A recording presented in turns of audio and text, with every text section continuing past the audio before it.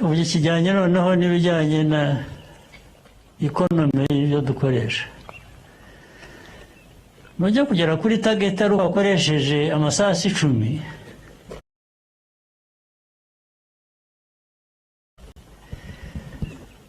amasasu 10 ni ukubana n'10 n'abandi 10 n'abandi 10 yabaye menshi. Ese uzajya uhora ubona amikoro yo guhora ugura amasasu yo kwangiza?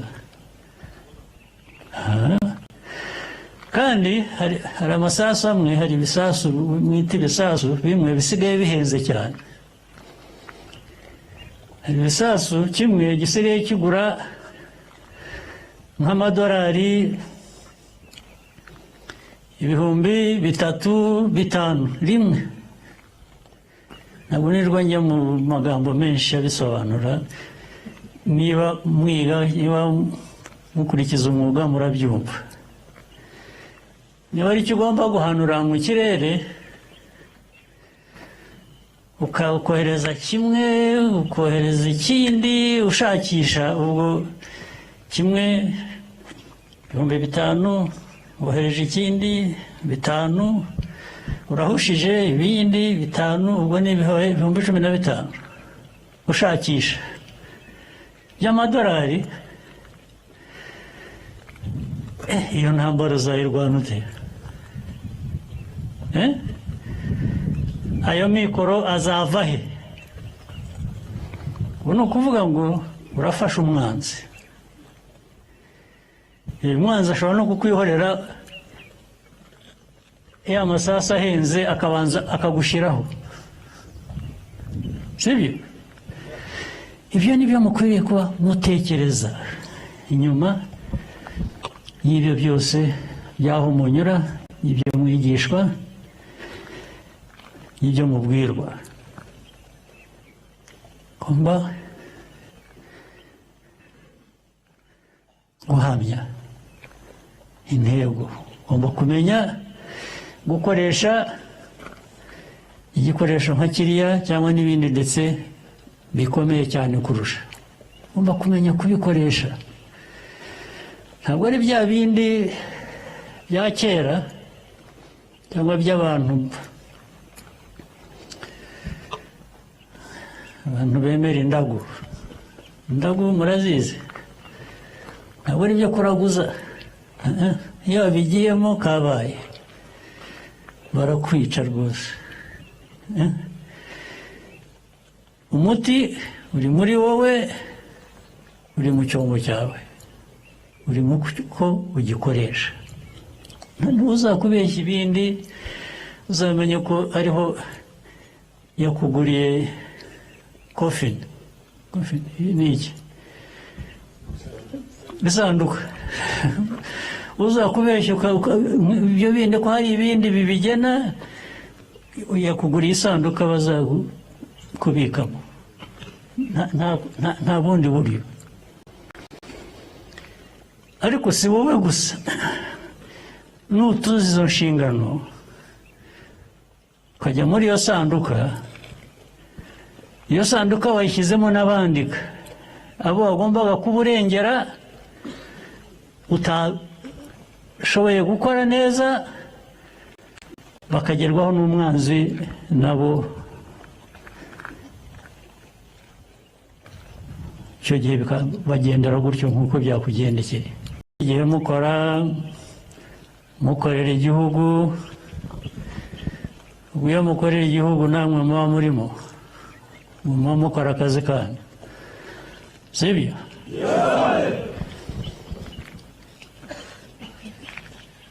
Uyu munsi rero mboneyeho umwanya wo gusubiramo ibintu bimwe na bimwe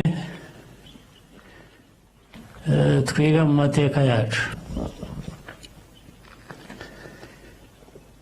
Amateka yacu yatwigishije byinshi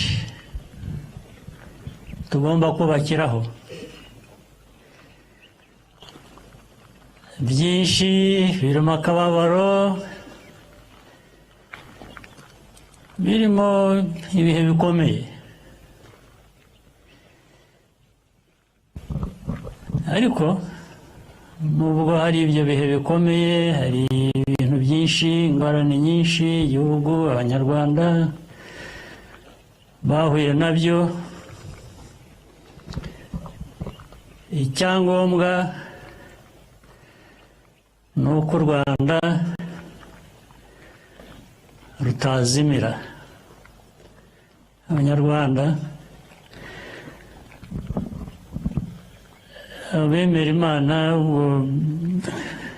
birabareba, ariko nabyo bifite agaciro kabyo. Uwaremye u Rwanda, uwaremye Abanyarwanda, ashobora kuba ariho. Ariko ibyo ari byo byose, icyo nzi ni uko atari umuntu nkatwe, yaba ava mu bihugu bikize, yaba ava mu bihugu bya kure, nawe yaremwe nk'uko twaremwe. ntawe udufiteho uburenganzira rero n'umwe.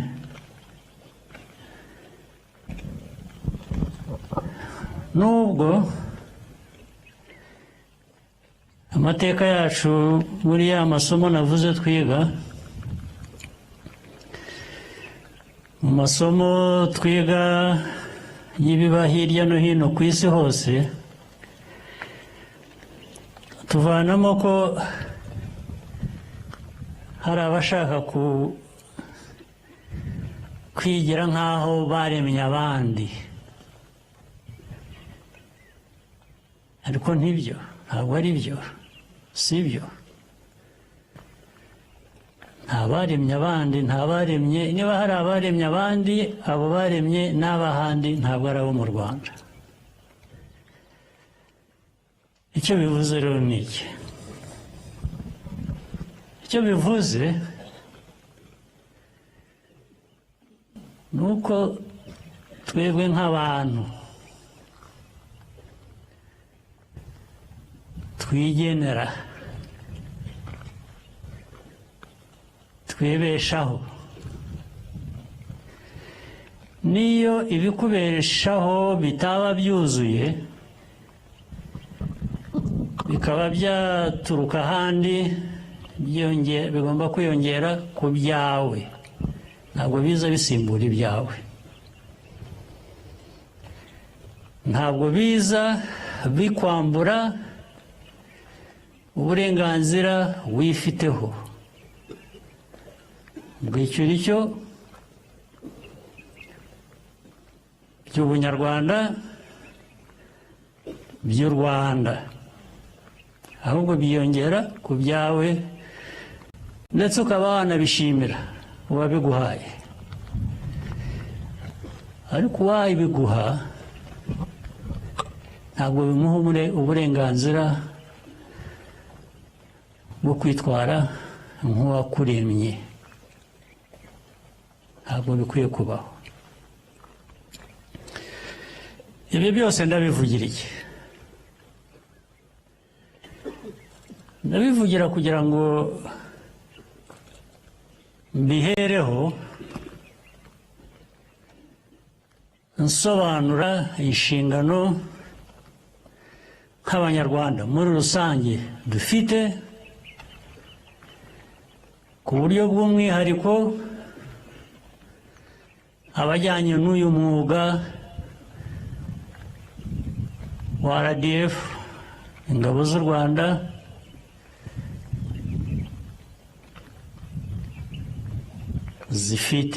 ingabo zifite inshingano nini. buri munyarwanda yifiteho inshingano, RDF ifite inshingano ku gihugu kugira ngo kibe ko gikwiriye kuba kimeze, ifite inshingano yo kurinda Abanyarwanda, kurinda ubusugire bw'u Rwanda, mu kurinda Abanyarwanda, kugira ngo bya birura, ibirura murabizi, ibirura hari abantu b'ibirura bameze, uhindukira wareba hirya bagashikura akawe bakagatwara, cyangwa se nawe bakagutwara. ariko iyi RDF icyo ishinzwe ni ukurinda u Rwanda, ni ukurinda abanyarwanda ngo batazaribwa n'ibirura. Murabyumva? Niyo mpamvu mu kubashimira natangiriyeho, kurimo akazi muri iyi myaka ishize itari myinshi cyane, ariko na mbere yaho ubu u Rwanda ruba, hari ibihe bigenda bikagaruka. Nta myaka 3 cyangwa 5 se irashira kuva aho tubereye aha, buri myaka 31, buri myaka 5, ubwo ni inshuro 6 hatabaye, imyaka 5 ntishira hatabaye icyugariza u Rwanda.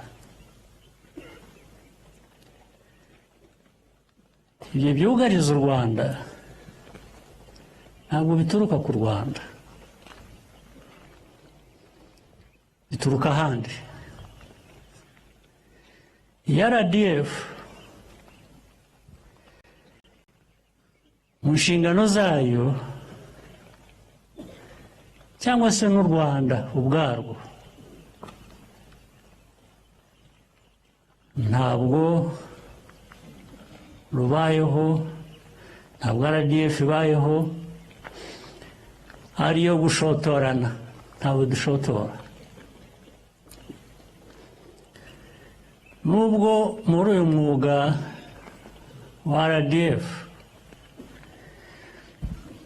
urimo kurwana intambara, kurasana rwose, kandi kurasana bivuze harimo abapfa, harimo abakomereka, ariko ntabwo intego ari ukwica cyangwa ari ugukomeretsa, keretse iyo abandi batumva u Rwanda, badakunda u Rwanda, badashaka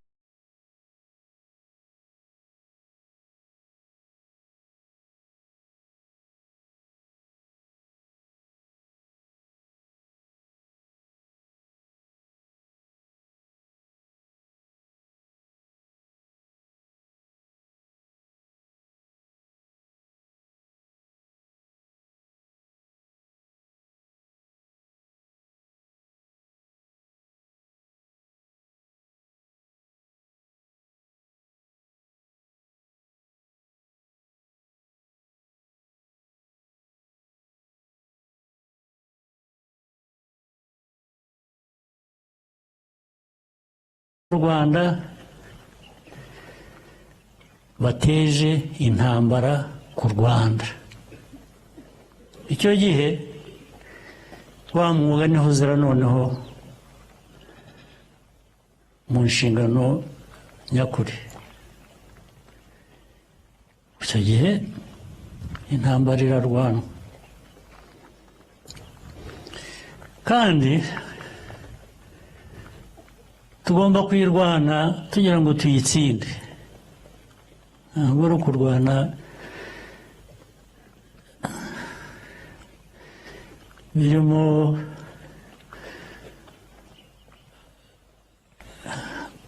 kubabarira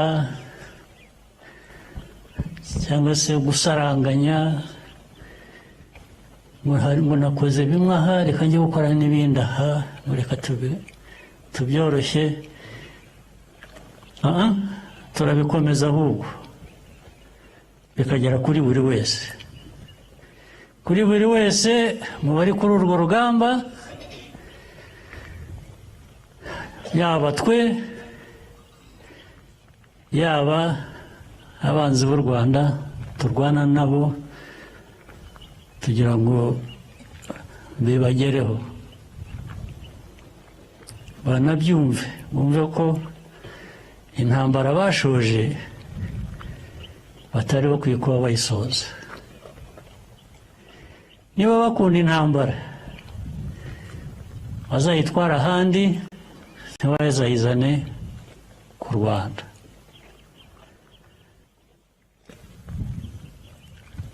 Rero murabizi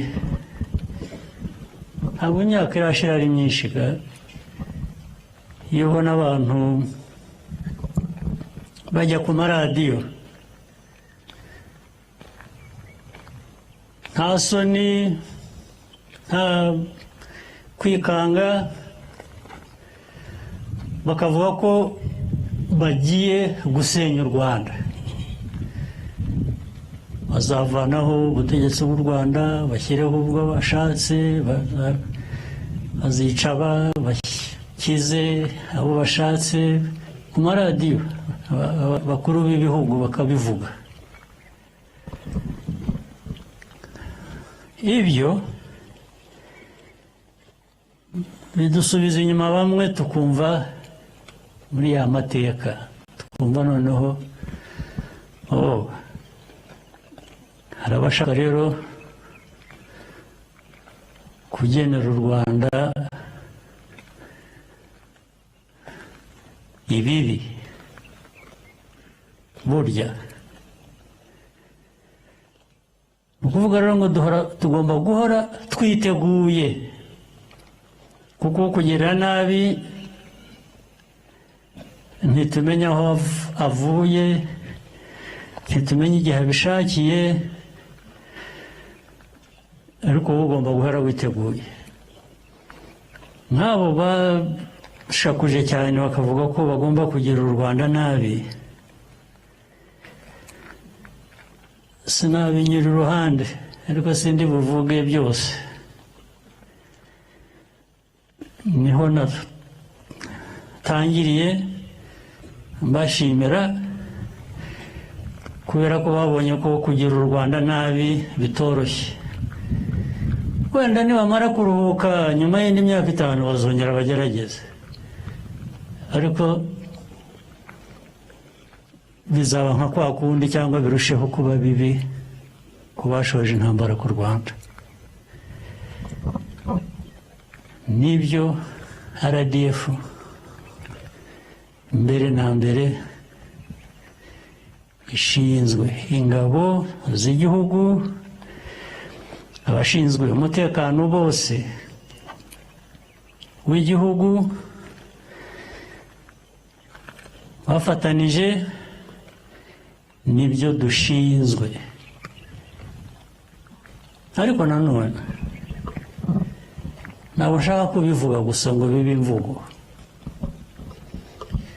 Kugira ngo tube dutyo,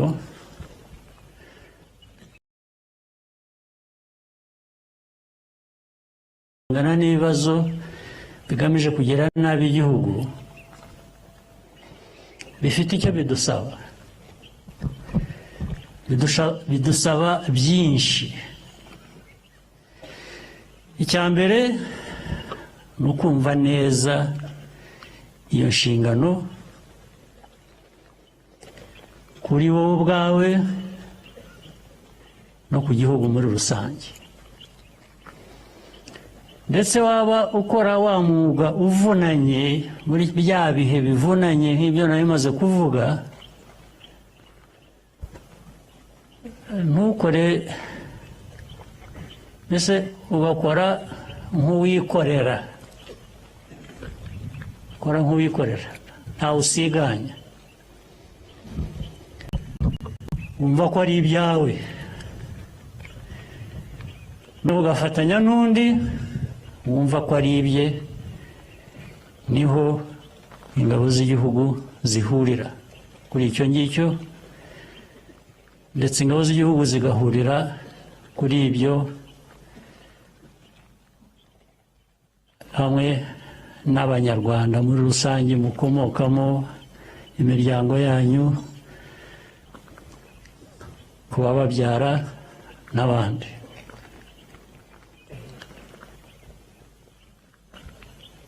Icya kabiri,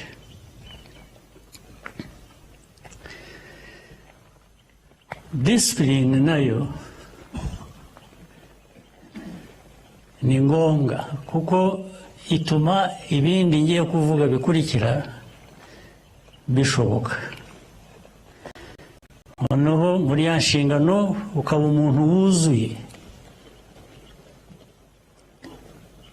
Discipline ituma uhora utekereza, ureba inshingano ufite n'uko ugomba kuyuzuza, akaba aricyo kintu cya mbere cyiza mu bitekerezo byawe, cyo cya mbere kibanza. Niba ugiye mu mahugurwa nk'aya, ukaza uje gukora amahugurwa wigamo byinshi.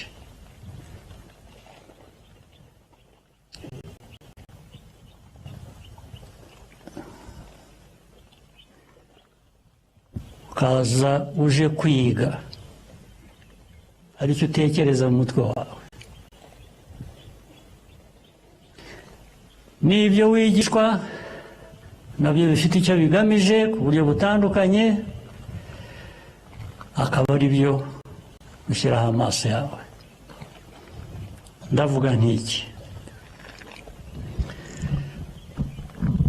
tutaraza hano jyaho nabanje banyerekaga uko mutegura, uko mwigishijwe, uko mutegura urugamba iyo mugiye kurujyaho.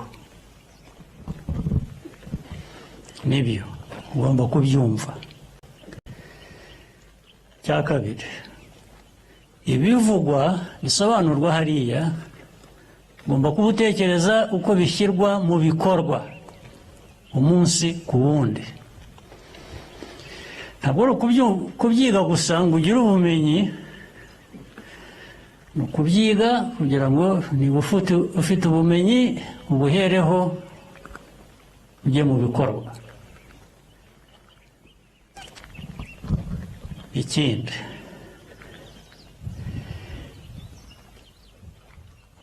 by'umwihariko hari ibintu byinshi biri muri ibyo mwiga bijyanye n'urugamba. Niba ari ugukoresha iriya mbunda cyangwa izindi zitamuritswe hamwe, kwiga kuzikoresha kugira ngo bigere gute? Kuzikoresha kurasa umwanzi, kurasa uwakuzanyeho intambara. Kuyikoresha gute rero?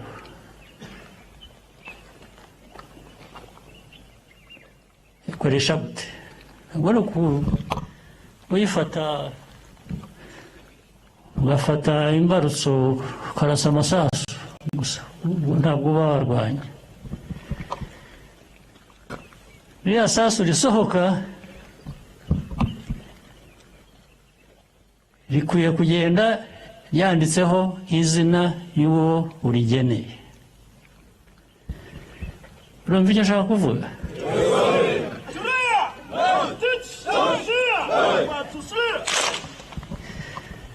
Gufora murabizi, urafora. Aba ari ugufora gusa ngo ureke isasu rigende. Urafora rikagenda ugahamya. Iyo ugiye gutangira 1, 2, 3 kuri target imwe bitajyaho, ubwo hari ikibazo. ukuvuga ko muri ya masomo cyangwa se muri wowe na nyuma y'amasomo hagomba kuba hari ikibazo ugomba gukosora, kuko iyo utabikoze utyo n'undi arafora, sibyo? Aragutanga, uraguma muri ibyo ubahatisha, baraza kukubona. Ariko hari n'ikindi,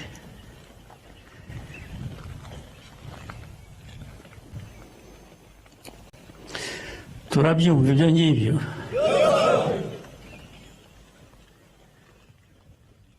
rero hari ibikoresho, hari ibikorwa remezo, hari ubumenyi, hari ubushake, hari disipurine bigomba kujyana nabyo, niko bibaye, nta kundi niko biri. Iby'umwanzi ntawe ubigena, ntabwo utazamenya umwanzi. Urabizi hari n'umwanzi gusa mutagira n'icyo ubundi mufite mupfuye, akakureba gusa kumva umuteye ikintu hano utari kuyiwe, waba ufite n'akantu ufite akakakwangira gusa. Yaba yahuye n'ingorane zaturutse ahandi akazihimba ko ari nawe wazimuteye, bigahora bityo. Ntabwo umwanzi, erega n'aba duhangana nabo buri munsi, babandi navuze bigenda bigaruka buri myaka 5, 10, ubundi ugiye kureba hari abo dufite ibyo dupfa nabo, nk'izi nterahamwe, aba mujya mwumva FDLR n'abandi bazishyigikiye, abo dufitanye ikibazo pe. Ariko abagiye kubashyigikira cyangwa ababashyigikira, abo ngabo ni abanzi bizanye gusa, bafite kudushakaho ibibazo nyine, nibo bavamo abavuga ko, bakabivuga no ku mugaragaro nta soni, ko bazatugirira nabi. Ndetse ntibigarukiraho, aya mateka yacu tuvuyemo, sinirwa njya mu ya kera cyane, hari ya kera y'ubu